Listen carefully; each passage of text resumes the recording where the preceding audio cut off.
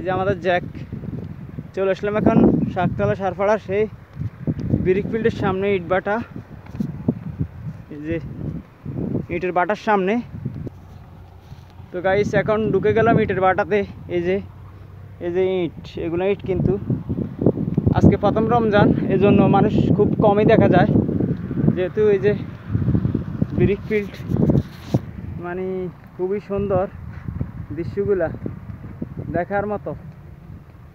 এই সেই ডিপজলের brick field, এখানে প্রতিদিন ইট বানানো হয় আর খুবই সুন্দর লাগে, কিন্তু ক্রিকেট খেলার মাঠের মতো। এই যে ইটের বাটার ভিতরে কিন্তু ক্রিকেট খেলার মাঠের মতোই মনে হয় সব। এই যে রোডটা দেখতেছেন, এখানে কিছু ঘর, যারা কাজ করে এখানে তারা থাকে। এই যে তাদের জন্য আবার বাথরুমও রাখা হয়েছে এখানে। খুবই সুন্দর ব্রিক ফিল্ডের দৃশ্যগুলা।